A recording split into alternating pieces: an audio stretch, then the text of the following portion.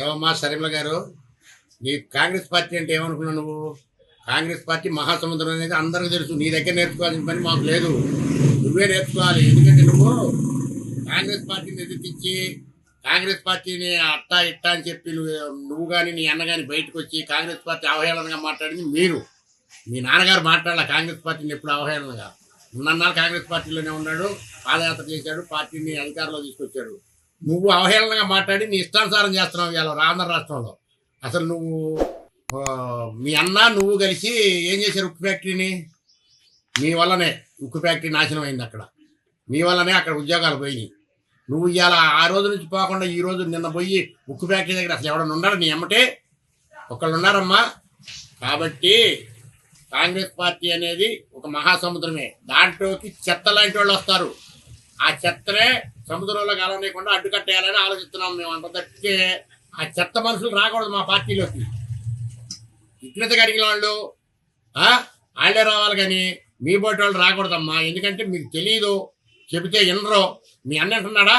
మీ అన్న విమర్శించావు నువ్వు. ఇవాళకి నువ్వు రాహుల్ గాంధీ గారు అమరావతి జై కొట్టాడు, నువ్వు అమరావతికి ఈరోజు జై కొట్టలా. నువ్వు ఎందుకు కొట్టలా?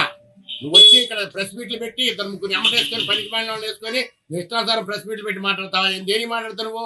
కాంగ్రెస్ పార్టీని భ్రష్టు పెట్టేయాలనా? కాంగ్రెస్ పార్టీని ఏమి లేకుండా ఆంధ్ర రాష్ట్రంలో ఏమి లేకుండా చేయాలనా? నువ్వు వచ్చినాకనే తల్లి కాంగ్రెస్ పార్టీ అనేది మనగడ లేకుండా పోయింది ఆంధ్ర రాష్ట్రంలో. నువ్వు రాక తల్లికి 3-4% ఓటింగ్ ఉంది. ఆ సరళ లేదు ఇవాళ. నువ్వు వచ్చిన తర్వాత నీ మూలాన భ్రష్టు పట్టిపోయింది. నువ్వే ఒక చెత్త వేడి చెప్పాలంటే ఒక మాటలో చెప్పాలంటే నీలాంటి వాళ్ళు చెత్తోళ్ళు కాంగ్రెస్ పార్టీలో. మీరు ఎప్పుడైతే కాంగ్రెస్ పార్టీ వదిలిపోతారో కాంగ్రెస్ పార్టీకి ఎప్పుడు వాళ్ళ ఇమేజ్ వాళ్ళకు ఉంటుంది. ఆ నెహ్రూ గారి కుటుంబానికి, ఇందిరాగాంధీ గారికి ఉంటుంది, వాళ్ళకు ఉంటుంది. కాబట్టి అమ్మా, నువ్వు ఎట్టో నీ ఇష్టానుసారం మాట్లాడద్దు. చెత్త ఎదటాలను చెత్తలాగా మాట్లాడద్దు నువ్వు. ఎందుకంటే నాకు తెలుసు నువ్వు ఏ కార్యకర్తలు మలకరియవు, ఎవరిని దగ్గర తెయ్యవు, ఎవరు నీకు సంబంధాలు లేవు నీకు. ఎంతసేపు నీ ఆస్తులు సరే, మీ ఆస్తులు కూడా మాకు అనవసరం. నువ్వు మాట్లాడేది ప్రెస్ మీట్లో మాట్లాడేది అయ్యే నువ్వు ఎక్కువ మాట్లాడేది, అంతే తప్ప నువ్వు ఇంతవరకు ఒక్కటి కూడా ఒక పాయింట్ టు పాయింట్గా మాట్లాడేది ఒక్క ప్రెస్ మీట్ కూడా లేదు.